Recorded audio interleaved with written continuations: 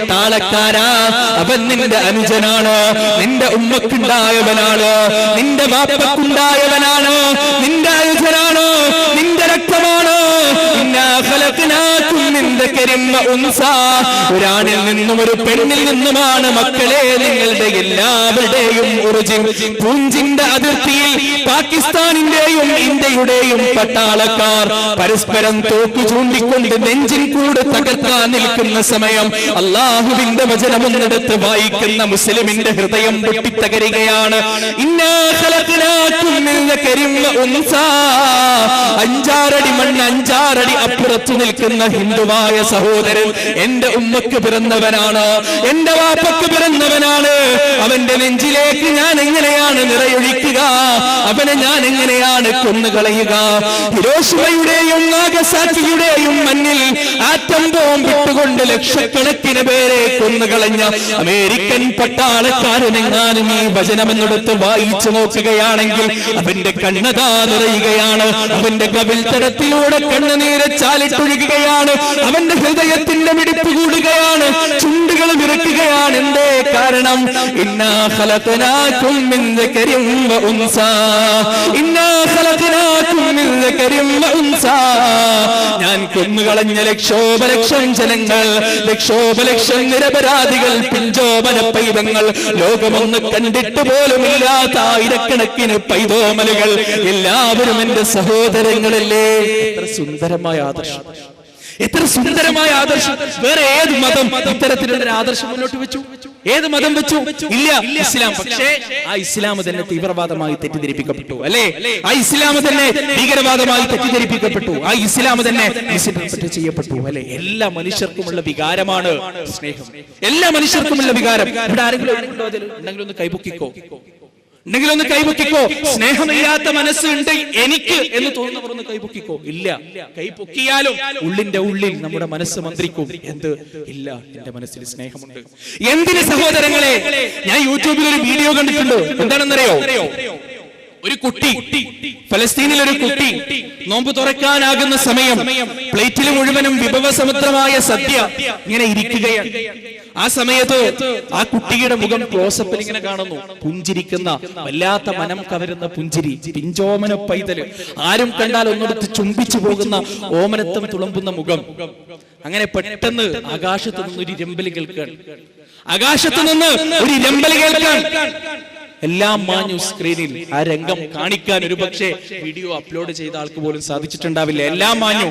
Screen തെളിയുന്ന സമയത്ത് കാണുന്നത് എന്താണെന്നറിയോ? പുഞ്ചിരിച്ച കുഞ്ഞിന്റെ പല്ലുകൾ ചിന്നിച്ചിതറി കിടക്കുന്നു. അതിന്റെ കണ്ണൊരു വശത്ത്, അതിന്റെ മൂക്കൊരു വശത്ത്, അതിന്റെ ചെവി ഒരു വശത്ത്. മിനിറ്റുകൾക്ക് മുമ്പ് ആളുകളുടെ മനം കവർന്നുകൊണ്ട് പുഞ്ചിരിച്ച പിഞ്ചോമന പൈതൽ ഇന്ന് ചിന്ന ഭിന്നമായി താറുമാറായി കിടക്കുകയാണ്, അല്ലേ? ആരാ ചെയ്തത്? പിശാചാണോ? ആണോ? അന്യഗ്രഹ ജീവിയാണോ? അല്ല. മാംസവും മജ്ജയും വികാരങ്ങളുമുള്ള ഒരു മനുഷ്യന്റെ പുത്രൻ മുകളിൽ നിന്ന് താഴേക്കിട്ട ബോംബിന്റെ ഫലമായി തീർന്നുപോയ ഒരു കുഞ്ഞു ജീവിതം, ഒരു പൈതലിന്റെ ജീവിതം. ഞാൻ ചിന്തിച്ചു കണ്ടപ്പോ, ഈ മനുഷ്യൻ വിമാനത്തിൽ നിന്ന് താഴേക്ക് ബോംബ് വർഷിച്ചുകൊണ്ട് കുട്ടിയെ കൊന്നുകളഞ്ഞ ഈ മനുഷ്യൻ വീട്ടിലേക്ക് കടന്നു പോകില്ലേ? വീടിന്റെ വാതിൽ തുറന്ന് ഉള്ളിലേക്ക് കയറുന്ന സമയത്ത് ഓന്റെ 2 വയസ്സുള്ള മോൻ ഡാഡി എന്ന് വിളിച്ച് വരിക, എല്ലാം അലിഞ്ഞു പോകില്ലേ? ഇത്രയും നേരം ക്രൂരനായി നിന്നിരുന്ന ആ മനുഷ്യൻ ആ തന്റെ കുഞ്ഞിനെ വാരിയെടുക്കും, അല്ലെ? തന്റെ കുഞ്ഞിനെ വാരിയെടുക്കും, എന്നിട്ട് ചുംബിക്കും, അല്ലെ? സ്നേഹം. ഒരു സ്ഥലത്ത് സ്നേഹമില്ലാത്ത രാക്ഷസനായ മനുഷ്യൻ മറ്റൊരു സ്ഥലത്ത് പിതാവായി മാറുന്നു, മറ്റൊരു സ്ഥലത്ത് പിതാവായി മാറുന്നു, അല്ലേ? ഫലസ്തീനിന്റെ മണ്ണിൽ ഒന്നും ഒരു കുറ്റം പോലും ചെയ്യാതെ ഒരു കുട്ടിയെ ക്രൂരമായി കൊന്നുകളഞ്ഞ ഒരു മനുഷ്യൻ വീടിന്റെ വാതിൽ തുറന്നുകൊണ്ട് അകത്തേക്ക് കടക്കുന്ന സമയത്ത് തന്റെ മകളെ ഡാഡി എന്ന് വിളിച്ചോടി വരുമ്പോ ആ മകളെ വാരിയെടുത്ത് കണ്ണുനീരോടുകൂടി നിറകണ്ണുകളുമായി വിറചുണ്ടകളുമായി ചുംബിക്കുന്ന ഒരു പിതാവിന്റെ ചിത്രം എന്തിനുള്ള തെളിവാണ്? എന്തിനുള്ള തെളിവാണ്? മനുഷ്യന്റെ മനസ്സ് സ്നേഹത്തിനായി മന്ത്രിക്കുന്നു എന്നതിനുള്ള തെളിവ്, അല്ലേ? എന്നതിനുള്ള തെളിവ്, അല്ലേ?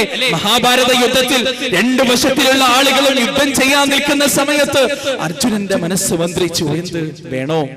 വേണോ? അപ്പുറത്ത് നിൽക്കുന്നത് എനിക്ക് വേണ്ടപ്പെട്ടവരല്ലേ? വേണോ? ഇതാണ് മനുഷ്യന്റെ മനസ്സ്, ഇതാണ് മനുഷ്യന്റെ മനസ്സിലുള്ള സ്നേഹം. മറച്ചു വെക്കാൻ സാധ്യമല്ല, മറച്ചു വെക്കാൻ ആർക്കും തന്നെ സാധ്യമല്ല. കോൺസെൻട്രേഷൻ ക്യാമ്പ് സ്ഥാപിച്ചുകൊണ്ട് ലക്ഷക്കണക്കിന് പേരെ കൊന്നുകളഞ്ഞു ഹിറ്റ്ലർ, അഡോൾഫ് ഹിറ്റ്ലർ.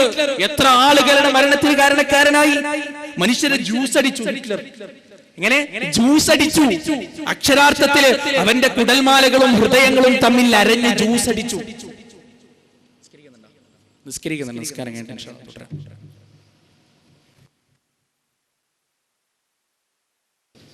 ബഹുമാന്യനായ സുഹൃത്തും വാഗ്മിയുമായ ഒനൈസ് പാപ്പനശ്ശേരി,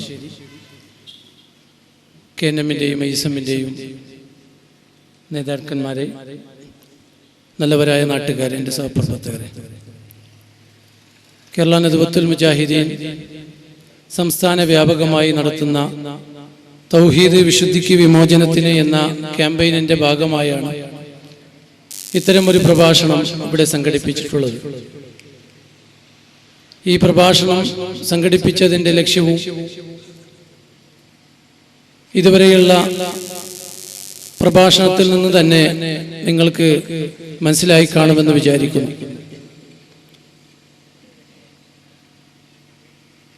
അല്ലാഹു സുബ്ഹാനഹു വ തആല ഈ പ്രപഞ്ചം സൃഷ്ടിച്ചുകൊണ്ട് അതിൽ ഏറ്റവും ഉന്നതനായ സൃഷ്ടിയായി മനുഷ്യനെ സൃഷ്ടിക്കുകയും ആ മനുഷ്യനെ അങ്ങനെ വെറുതെ വിടാതെ അവനൊരു ലക്ഷ്യ സ്ഥാനത്തേക്ക്, സ്വർഗത്തിലേക്ക് എത്താൻ വേണ്ടി അവന് വേണ്ട നിർദ്ദേശങ്ങളും ചര്യകളും പ്രവാചകൻ സല്ലല്ലാഹു അലൈഹി വസല്ലം മുഖേന നൽകുകയുണ്ടായി. അതിന്റെ അടിസ്ഥാനത്തിലാണ് മനുഷ്യരാകമാനം ജീവിക്കേണ്ടതും, പ്രത്യേകിച്ച് മുസ്ലിങ്ങളും. പ്രത്യേകിച്ച് മുസ്ലിം സമുദായം ആ പ്രമാണങ്ങളിൽ നിന്ന് ഭിന്നിച്ചു പോയതുകൊണ്ട് ഒരുപാട് പ്രയാസങ്ങളും ബുദ്ധിമുട്ടുകളും ഉണ്ടായി. നബി സല്ലല്ലാഹു അലൈഹി വസല്ലമ തന്റെ അനുചരന്മാരോട് പറഞ്ഞു, അവസാന നാളെത്തുമ്പോഴേക്കും മുസ്ലിം സമുദായത്തെ അതിന്റെ ശത്രുക്കൾ മേശപ്പുറത്ത് ഭക്ഷണ വസ്തുക്കൾ വെച്ചാൽ 4 ദിവസവും 5 ദിവസവുമായി ഭക്ഷണം കഴിക്കാത്തവർ ഒരു പ്ലേറ്റിൽ ഭക്ഷണം വെച്ചാൽ ആ ഭക്ഷണത്തിലേക്ക് എങ്ങനെ ഓടിയെടുക്കുമോ അതുപോലെ ഈ സമുദായത്തിലേക്ക് സമുദായത്തിന്റെ ശത്രുക്കൾ ഓടിയെടുക്കുമെന്ന് നബി സല്ലല്ലാഹു അലൈഹി വസല്ലം അരുളുകയുണ്ടായി. അത്തരത്തിൽ മുസ്ലിം സമുദായം ശത്രുക്കളാൽ ആവരണം ചെയ്തുകൊണ്ടിരിക്കുന്ന ഒരവസ്ഥയിലാണ് നാം കണ്ടുകൊണ്ടിരിക്കുന്നത്. പ്രത്യേകിച്ച് ഇന്ന് ഇന്റർനെറ്റ് യുഗമാണ്. ബർമയിലും മറ്റു മ്യാൻമറിൽ അതുപോലുള്ള സ്ഥലങ്ങളിൽ ബുദ്ധിസ്റ്റുകളായ സന്യാസിമാർ പോലും റോഹിംഗ്യ മുസ്ലിങ്ങളും അതുപോലെ മറ്റു മുസ്ലിങ്ങൾക്കെതിരെ ശക്തമായി ആക്രമണം അയച്ചുകൊണ്ടിരിക്കുന്ന ഒരു വേദനാജനകമായ നിമിഷങ്ങളിലൂടെയാണ് നാം കടന്നുപോയിക്കൊണ്ടിരിക്കുന്നത്. ഈ സാഹചര്യത്തിൽ മുസ്ലിം സമുദായം എല്ലാം ധൂർത്തുകളും അനാചാരങ്ങളും ഒഴിവാക്കിക്കൊണ്ട് ഇസ്ലാമിന്റെ അടിസ്ഥാന പ്രമാണങ്ങളായ ഖുർആനിലേക്കും സുന്നത്തിലേക്കും മടങ്ങിക്കൊണ്ട് എന്താണോ ഖുർആൻ നമ്മോട് പറയുന്നത്, എന്താണ് നബി സല്ലല്ലാഹു അലൈഹി വസല്ലം അതിന്റെ അടിസ്ഥാനത്തിൽ പറയുന്നത്, ആ അടിസ്ഥാനത്തിൽ മുസ്ലിം സമുദായം ഐക്യത്തോടുകൂടി ജീവിക്കേണ്ട കാലം അതിക്രമിച്ചിരിക്കുന്നു. ഇനിയും ഇത്തരത്തിൽ നാം ഭിന്നതകൾ നിന്നുകൊണ്ടുപോയാൽ ഈ സമുദായത്തിന് ഒരുപാട് പ്രയാസങ്ങൾ അനുഭവപ്പെടുമെന്നത് തീർച്ചയാണ്. ഞാൻ കൂടുതലായി നീട്ടുന്നില്ല. ബഹുമാന്യ പ്രസംഗികൻ ഉനൈസ് പാപ്പനശ്ശേരി തുടർന്ന് നിങ്ങളോട് സംസാരിക്കും. അദ്ദേഹത്തെ ആദരപൂർവ്വം ക്ഷണിച്ചുകൊള്ളുന്നു. അൽഹംദുലില്ലാഹി റബ്ബിൽ ആലമീൻ. അസ്സലാമു അലൈക്കും വറഹ്മത്തുള്ളാഹി. അസ്സലാമു അലൈക്കും വറഹ്മത്തുള്ളാഹി. ബിസ്മില്ലാഹിർ റഹ്മാനിർ റഹീം. സ്വല്ലല്ലാഹു വസ്സലാമു അലാ റസൂലിൽ അമീൻ വഅലാ ആലിഹി വസഹ്ബിഹി അജ്മഈൻ. അമ്മാ ബഅദ്. സഹോദരങ്ങളെ, നാം പറഞ്ഞു നിർത്തിയത് സ്നേഹമെന്ന വികാരത്തിന് എല്ലാ മനുഷ്യരെയും സ്വാധീനിക്കുവാനുള്ള കഴിവുണ്ട്. അതൊരു സത്യമാണ്. ആ സ്നേഹമാണ് തൗഹീദി ആദർശത്തിന്റെ ABCD എന്നും നാം പറഞ്ഞു അല്ലേ? അല്ലാഹു സുബ്ഹാനഹു വ തആലയെ കുറിച്ച് ഖുദ്സിയായ ഹദീസിലൂടെ പ്രവാചകൻ സല്ലല്ലാഹു അലൈഹി വസല്ലമ പരിചയപ്പെടുത്തിയതും സ്നേഹത്തിന്റെ പ്രതീകവും നിറകടവുമായാണ്.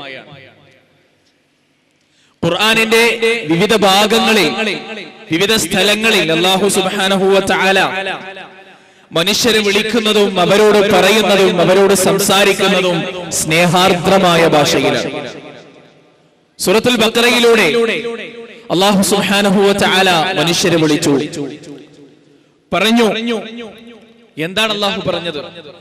وَإِذَا سَأَلَكَ عِبَادِي عَنِّي فَإِنِّي قَرِيبٌ أُجِيبُ دَعْوَةَ الدَّاعِ إِذَا دَعَانِ فَلْيَسْتَجِيبُوا لِي وَلْيُؤْمِنُوا بِي لَعَلَّهُمْ يَرْشُدُونَ. പ്രവാചകരെ, എന്നെ കുറിച്ച് എന്റെ അടിമകൾ നിന്നോട് ചോദിക്കുകയാണെങ്കിൽ നീ ഒന്ന് പറയണേ, ഫഇന്നീ ഖരീബ്, ഞാൻ വളരെയധികം അടുത്തവനാണ്. ഉജീബു ദഅവത്തദ്ദാഇ ഇദാ ദഅാൻ, പരീക്ഷണത്തിന്റെ തീച്ചൂളയിൽ നിന്ന് വരുന്ന വിളികൾ ഒരു മനുഷ്യന്റെ നാവിന്റെ തുമ്പത്ത് നിന്ന് പുറപ്പെടുന്ന സമയം ഏഴാകാശങ്ങളും കടന്നുകൊണ്ട് അല്ലാഹുവിന്റെ അർശിന്റെ അടുത്ത് ആ വിളി ചെന്നെത്തുമെന്ന് പറഞ്ഞു കൊടുക്കണേ മുഹമ്മദേ സല്ലല്ലാഹു അലൈഹി വസല്ലം. വനഹ്നു അഖറബു ഇലൈഹി മിൻ ഹബ്ലിൽ വരീദ്, മനുഷ്യന്റെ ഓരോ നിശ്വാസങ്ങളും നെടുവീർപ്പുകളും അറിയുന്ന അവന്റെ ഏറ്റവും അടുത്ത കൂട്ടുകാരനാണ് നാം. അവന്റെ എല്ലാ വിഷമങ്ങളും എന്നോട് പറയട്ടെ, അവന്റെ എല്ലാ ദുഃഖങ്ങളും എന്നോട് പറയട്ടെ, അവന്റെ കഥകളുടെ ജീവിതത്തിന്റെ രംഗങ്ങൾ എന്റെ മുന്നിൽ സമർപ്പിക്കട്ടെ. അല്ലാഹുവിന്റെ വചനം, സുബ്ഹാനല്ലാഹ്. അതാണ് റബ്ബ് പറഞ്ഞത്. വേദഗ്രന്ഥങ്ങൾ മുഴുവനും പറഞ്ഞത് അതാണ് അല്ലേ? വസുദൈവ കുടുംബകം, വസുദൈവ കുടുംബകം അല്ലേ? ഹിന്ദുവെന്നും മുസ്ലിമെന്നും ക്രിസ്ത്യാനിയെന്നും വ്യത്യാസമില്ലാതെ മനുഷ്യന്റെ മകനായി ജീവിച്ച എല്ലാവരും ഒരൊറ്റ ബിന്ദുവിൽ ഒന്നിക്കുന്ന ഒരു ആദർശം, വസുദൈവ കുടുംബകം എന്ന ആദർശം. ഏകനായ ഒരു ദൈവത്തെ കുറിച്ച് ഹൈന്ദവ വേദഗ്രന്ഥങ്ങൾ വിരാട് പുരുഷനെന്നും ഹിരണ്യഗർഭനെന്നും പരിചയപ്പെടുത്തി. ഖുർആൻ അല്ലാഹു എന്ന് പരിചയപ്പെടുത്തി. ബൈബിൾ യഹോവ എന്ന് പരിചയപ്പെടുത്തി. അത്രമാത്രമോ, ഹൈന്ദവ വേദഗ്രന്ഥങ്ങൾ ഒരു പടി കൂടെ മുന്നോട്ട് കടന്ന് പറഞ്ഞതെന്താണ്? ഋഗ്വേദം 10-ാം മണ്ഡലം 121-ാമത്തെ സൂക്തം 1-ാമത്തെ റുക്കിലൂടെ ഋഗ്വേദം ഇപ്രകാരം പറഞ്ഞു: ഹിരണ്യഗർഭഃ സമവർത്തദാഗ്രേ ഭൂതസ്യ ജാത പരിദേക ആസിത് സദാതാര പൃഥിവീം ദ്യാമുതേമാ കസ്മൈ ദേവായ ഹവിഷാഭിദേമാ.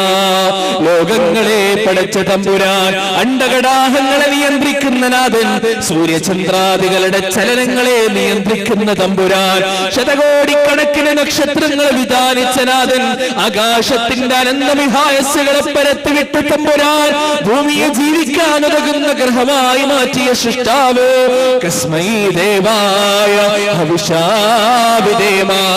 ആ ദേവന്റെ മുന്നിൽ, ആ നാഥന്റെ മുന്നിൽ, ആ സൃഷ്ടാവിന്റെ മുന്നിൽ നീ നിന്റെ സാഷ്ടാംഗം അർപ്പിക്കണേ, നീ നിന്റെ സുജൂദ് ചെയ്യണേ, നീ നിന്റെ പ്രണാമങ്ങൾ അർപ്പിക്കണേ, നീ നിന്റെ ചുടുകണ്ണുനീരിന്റെ തുള്ളികൾ അർപ്പിക്കണേ, നീ നിന്റെ പരിതാപകതയിലുള്ള അവസ്ഥകൾ അർപ്പിക്കണേ, നീ നിന്റെ പ്രതിസന്ധിയിലുള്ള കരച്ചിലുകൾ അർപ്പിക്കണേ എന്ന ഋഗ്വേദത്തിന്റെ 10-ാം മണ്ഡലത്തിന്റെ 121-ാമത്തെ സൂക്തത്തിന്റെ 1-ാമത്തെ റുക്കിലൂടെയും 2-ാമത്തെ റുക്കിലൂടെയും പഠിപ്പിച്ചു തരുന്ന സമയത്ത് മനുഷ്യരായി പിറന്നു വീണ എല്ലാ ആളുകളോടും അല്ലാഹു പറയുകയാണ്: യാ അയ്യുഹന്നാസ്, അല്ലയോ മനുഷ്യന്റെ മക്കളെ, ആദമിന്റെ സന്തതികളെ, ആദമിന്റെ മക്കളെ, ഇന്നാ ഖലഖ ആദം അഅ്ബുദൂ റബ്ബക്കും അല്ലദീ ഖലഖക്കും വല്ലദീന മിൻ ഖബ്ലിക്കും ലഅല്ലക്കും തത്തഖൂൻ.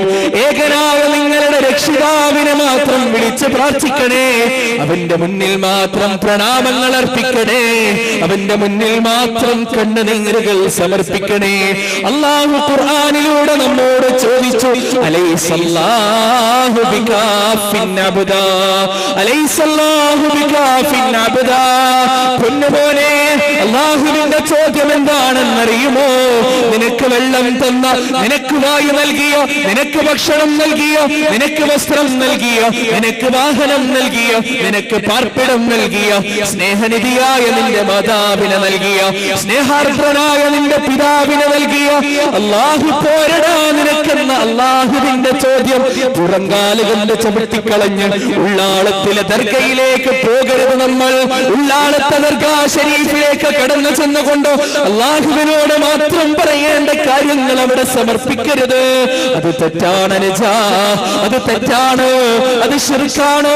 നാളെ നരകത്തിന്റെ ഭീകരമായ പാതാളത്തിലേക്ക് ചെന്നാപതിക്കുവാനുള്ള ഏറ്റവും വലിയ വഴിയാണ്. അതുകൊണ്ടൊന്ന് മാറി ചിന്തിക്കണേ, അതുകൊണ്ടൊന്ന് മാറി ആലോചിക്കണേ. നിന്റെ ഹൃദയത്തിന്റെ അകത്തലങ്ങളിൽ നിന്ന് മന്ത്രിക്കപ്പെടുന്ന അല്ലാഹുവിന്റെ വഹദാനിയത്തിനെ നീ നിന്റെ ഹൃദയത്തിന്റെ അകത്തലങ്ങളിൽ രൂഢമൂലമാക്കണേ മോനെ.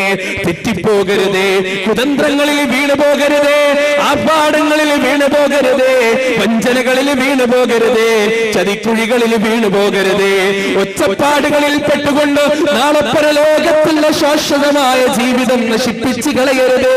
വമൽ ഹയാത്തുദ് ദുനിയാ ഇല്ലാ മതാഉൽ ഗുറൂർ. ഈ ലോകത്തെ ജീവിതം വഞ്ചനയാണോ, അത് ചതിയാണോ? ഇക്കാണുന്ന പച്ചപ്പ് മുഴുവനും നശിക്കുന്നതാണ്. നാളെ അല്ലാഹുവിന്റെ കോടതി കഴിഞ്ഞുള്ള ഒരു ജീവിതമുണ്ട്. ആ കോടതി പിരിയുന്ന സമയത്തൊരു ജീവിതം നൽകാനുണ്ട്. വസീഖല്ലദീന തഖൂ റബ്ബഹും ഇലൽ ജന്നതി സുമറാ ഹത്താ ഇദാ ജാഊഹാ വഫുതിഹത് അബ്വാബുഹാ വഖാല ലഹും ഖസനതുഹാ സലാമുൻ അലൈക്കും തിബ്തും ഫദ്ഖുലൂഹാ ഖാലിദീൻ. അധർമ്മത്തിന്റെ പാതാളത്തിൽ ജീവിക്കുന്ന സമയം സ്വന്തം ശരീരത്തിന്റെ ഇച്ഛകളെ നിയന്ത്രിച്ചുകൊണ്ട് അല്ലാഹുവിന്റെ ആജ്ഞാവലങ്ങളെ കാത്തു സൂക്ഷിച്ച മുത്തഖികളായ ആളുകൾ നാളെ സ്വർഗ്ഗകവാടം കടന്നുകൊണ്ട് ചെല്ലുന്ന സമയം അല്ലാഹുവിന്റെ മാലാഖമാര് പറയുകയാണ്, സലാമുൻ അലൈക്കും, സലാമുൻ അലൈക്കും, നിങ്ങൾക്ക് സമാധാനം, തിബ്തും ഫദ്ഖുലൂഹാ ഖാലിദീൻ. ഒരിക്കലും ഒഴിഞ്ഞു പോകാത്ത സമാധാനത്തിന്റെ ഉടമകളാണ്. അങ്ങേയറ്റമുള്ള സന്തോഷത്തിന്റെ വക്താക്കളായിക്കൊണ്ട് സ്വർഗത്തിലേക്ക് ജീവിക്കാൻ നിങ്ങൾ പ്രവേശിച്ചു കൊള്ളുക. അല്ലാഹുവിന്റെ അടിയാറുകളെ, അരുവികൾ ഒഴുകുന്ന, കിളികൾ പാട്ടുപാടുന്ന, ആഹ്ലാദം മാത്രമുള്ള ഒരു ലോകം, ഹൈന്ദവ വേദഗ്രന്ഥങ്ങളും ഒരുപോലെ പരിചയപ്പെടുത്തിയ ലോകം. സ്വർഗേ ലോകേന ഭയം കിഞ്ചനാസ്തി നതത്രതം നജരയാഭിവേദി ഉഭേ തീർത്ഥോശനായ വിവാസേ ശോകാധികോ മോദതേ സ്വർഗേ ലോകേ. സ്വർഗമെന്ന ലോകത്ത് ഭയമെന്ന വികാരത്തിന് സ്ഥാനമില്ല, ജരാനരകളില്ല, ബാലിശമായ പേശികൾക്ക് നീ ഉടമയാകുകയില്ല. എല്ലാം അല്ലാഹുവിന്റെ കരങ്ങളിലാണ്. അവിടെ കണ്ണുനീരുകൾക്ക് സ്ഥാനമില്ല, അവിടെ സെന്റിമെന്റ്സുകളില്ല, അവിടെ സങ്കടക്കടലുകളില്ല, അവിടെ ദുഃഖത്തിന്റെ ഭാരമില്ല. എല്ലാം അല്ലാഹുവിന്റെ കയ്യിലുള്ള സമാധാനത്തിലാണ്. ആ സ്വർഗം നേടലാകണം സഹോദരങ്ങളെ, എന്റെയും നിങ്ങളുടെയും ലക്ഷ്യം. ആ സ്വർഗം നേടാൻ വേണ്ടിയാകണം നമ്മുടെ പ്രവർത്തനം. ഏതെങ്കിലും ഒരു വ്യക്തിയെ അപമാനിക്കാനാകരുത്, ഏതെങ്കിലും ഒരു സംഘടനയെ താരതിക്കാനാകരുത്, ഏതെങ്കിലും ഒരു വിഭാഗത്തെ വിമർശിക്കാനാകരുത്. മറിച്ച് ആത്യന്തികമായ വിജയത്തിന് വേണ്ടിയാകണം മനുഷ്യന്മാരെ നമ്മുടെ പ്രവർത്തനം, ജ്യേഷ്ഠന്മാരെ നമ്മുടെ പ്രവർത്തനം, ബാപ്പമാരെ ഉമ്മമാരെ നമ്മുടെ പ്രവർത്തനം, അല്ലാഹുവിന്റെ തൗഹീദിന് വേണ്ടിയുള്ള പ്രവർത്തനം, അവന്റെ വഹ്ദാനിയത്ത് സ്ഥാപിക്കുവാൻ വേണ്ടിയുള്ള പ്രവർത്തനം, മുവഹിദുകളുടെ പ്രവർത്തനം. ലാ ഇലാഹ ഇല്ലല്ലാഹ് എന്ന വചനം നാവിൽ കൂടെ പുറത്തു വരുന്ന സമയത്ത് ഹൃദയത്തിന്റെ അകത്തലങ്ങളിൽ രൂഢമൂലമായിട്ടുള്ള പ്രവർത്തനം, ഒരു ശക്തിക്കും തകർക്കാൻ സാധിക്കാത്ത പ്രവർത്തനം. ശിർക്കിന്റെ കോട്ടകൊത്തലങ്ങൾ ഒന്നായി ഇളകി വന്നാലും ഖണ്ഡവും പാദവും ഇടറാതെ ശക്തമായി സ്ഥൈര്യത്തോടെയും ധൈര്യത്തോടെയും പറയാൻ കഴിയുന്ന വഹ്ദാനിയത്തിന്റെ ധൈര്യം, അത് വിടരുത് മക്കളെ, അത് നശിപ്പിച്ചു കളയരുത് അനുജന്മാരെ, ജ്യേഷ്ഠന്മാരെ. അല്ലാഹു സുബ്ഹാനഹു വ തആല തൗഫീഖ് നൽകട്ടെ. എന്താണ് നാം സഹിച്ചത് തൗഹീദിന് വേണ്ടി? അല്ലാഹുവിന്റെ വഹദാനിയത്തിന് വേണ്ടി എന്താണ് സഹോദരന്മാരെ ഞാനും നിങ്ങളും സഹിച്ചത്? പ്രവാചകൻ സല്ലല്ലാഹു അലൈഹി വസല്ലം 40 വയസ്സ് വരെ അൽ അമീൻ എന്ന് മാത്രം വിളിക്കപ്പെട്ടിരുന്ന പ്രവാചകൻ സല്ലല്ലാഹു അലൈഹി വസല്ലം 40ാമത്തെ വയസ്സിൽ അതാ പറയുകയാണ് മക്കയിലെ ജനങ്ങളെ, ബനൂ ഹാശിമേ, ലാ ഇലാഹ ഇല്ലല്ലാഹ്, ലാത്തയല്ലടോ മനാത്തയല്ലടോ ഉസ്സയല്ലടോ ഹബലയല്ലടോ, ആരാണ് പിന്നെ ആരാധനക്കർഹൻ? 7 ആകാശങ്ങളെയും വിധാനിച്ച തമ്പുരാൻ, 7 ഭൂമികളെയും വിധാനിച്ച തമ്പുരാൻ, ഭൂമിയുടെ നിഗൂഢതകളുടെ മിടിപ്പറിയുന്ന നാഥൻ. ആ നാഥന്റെ മുന്നിലാകട്ടെ പ്രാർത്ഥന, ആ നാഥന്റെ മുന്നിലാകട്ടെ കരച്ചിലുകൾ. ആ പ്രവാചകൻ ഒരു വചനം പറഞ്ഞതിന്റെ കാരണം പ്രവാചകന്റെ വിരിവാറിലേക്ക് അതാ കല്ലേറുകൾ പാഞ്ഞു വരികയാണ്. പ്രവാചകനെ കൂക്ക് വിളിക്കപ്പെടുകയാണ്, പ്രവാചകന്റെ മുഖത്തെ കടികൊള്ളുകയാണ്. അള്ളാഹുവിന്റെ മുന്നിൽ സുജൂദ് ചെയ്തുകൊണ്ടിരിക്കുന്ന പ്രവാചകന്റെ തിരുശരീരത്തിലേക്ക് ഒട്ടകത്തിന്റെ ചീഞ്ഞക്കൊടൽമാല വലിച്ചെറിഞ്ഞ സമയത്ത് പൊന്നുമകൾ ഫാത്തിമ റളിയല്ലാഹു അൻഹാ ഓടി വന്നുകൊണ്ട് തന്റെ പിതാവിന്റെ ശരീരത്തിൽ നിന്ന് ആ കുടൽമാല മാറ്റി ഗത്യന്തരമില്ലാതെ പ്രവാചകൻ സല്ലല്ലാഹു അലൈഹി വസല്ലമ തന്റെ ഉമ്മയുടെ വീട്ടുകാരുടെ തായിഫിന്റെ മണ്ണിലേക്ക് കടന്നുപോയ സന്ദർഭം പ്രവാചകൻ പറഞ്ഞു, തായിഫിന്റെ മക്കളെ, തായിഫിന്റെ ആളുകളെ, എന്റെ ഉപ്പാന്റെ ആളുകൾ എന്നെ ഒഴിവാക്കി, എന്റെ ഉപ്പാന്റെ ആളുകൾ എന്നെ കല്ലെറിഞ്ഞു, എന്നെ കൂക്ക് വിളിച്ചു, എന്നെ ബഹിഷ്കരിച്ചു കളഞ്ഞു. പക്ഷേ നിങ്ങൾ എന്നെ സഹായിക്കുമെന്ന് എനിക്ക് പ്രതീക്ഷയുണ്ട്.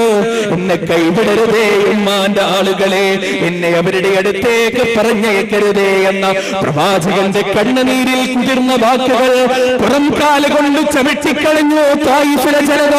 അങ്ങാടി കുട്ടികൾ വിളിച്ചുകൊണ്ട് പ്രവാചകനെ കല്ലെറിയാൻ പറഞ്ഞു. കല്ലുകൾ പ്രവാചകന്റെ തിരുശരീരത്തിലേക്ക് തുരുതുരാ വന്നു വീണു. പ്രവാചകന്റെ നെറ്റിത്തടം പൊട്ടി മുഖത്തുകൂടി ചോര വാർന്നൊലിക്കാൻ തുടങ്ങി. പ്രവാചകന്റെ മനസ്സ് തളർന്നു. നിറചുണ്ടുകളുമായി നിറയുന്ന കണ്ണുകളുമായി പ്രവാചകൻ തായിഫിന്റെ തെരുവീതികളിലൂടെ നടന്നു.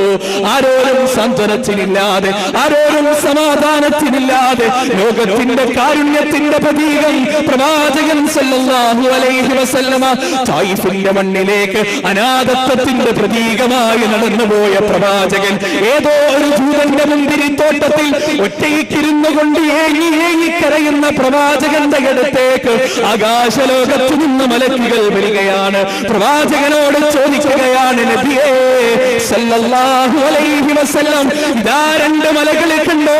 തായിഫിന്റെ 2 ഭാഗത്തും ഉയർന്നു നിൽക്കുന്ന മാമലകൾ കണ്ടോ പ്രവാചകരെ? മലക്കുൽ ജിബാൽ ഇതാ ഞങ്ങളുടെ കൂടെയുണ്ടോ? താങ്കൾ ഒരു വാക്ക് പറഞ്ഞാൽ ഈ 2 മലകൾക്കിടയിലിട്ട് ഈ സമുദായത്തെ മുഴുവനും നശിപ്പിച്ചു കളയും പ്രവാചകരെ എന്ന് പറഞ്ഞ സമയത്ത് പ്രവാചകന്റെ നാവിൽ നിന്നുതിർന്നു വീണ വചനം എന്താണെന്നറിയുമോ?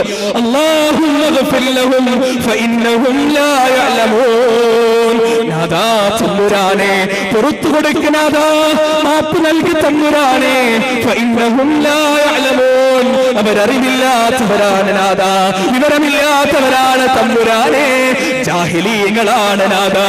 മർദ്ദിച്ചവർക്ക് വേണ്ടിയുള്ള പ്രാർത്ഥന, തൊഴിച്ചവർക്ക് വേണ്ടിയുള്ള പ്രാർത്ഥന, മുഖത്തടിച്ചവർക്ക് വേണ്ടിയുള്ള പ്രാർത്ഥന, ശരീരത്തിൽ നിന്ന് ചോര പൊട്ടിയൊലിക്കുന്ന സമയത്തും കല്ലുകളാൽ അഭിഷേകം ചെയ്തവർക്ക് വേണ്ടിയുള്ള പ്രാർത്ഥന, കൂക്ക് വിളിച്ചവർക്ക് വേണ്ടിയുള്ള പ്രാർത്ഥന, ഉമ്മാക്ക് തെറി വിളിച്ചവർക്ക് വേണ്ടിയുള്ള പ്രാർത്ഥന, ബാപ്പാക്ക് തെറി വിളിച്ചവർക്ക് വേണ്ടിയുള്ള പ്രാർത്ഥന. പ്രവാചകന്റെ ജീവിതത്തിന്റെ മകുടോദാഹരണം. പ്രവാചകന്റെ ജീവിതം സ്നേഹത്താൽ നിബിഡമാണ്.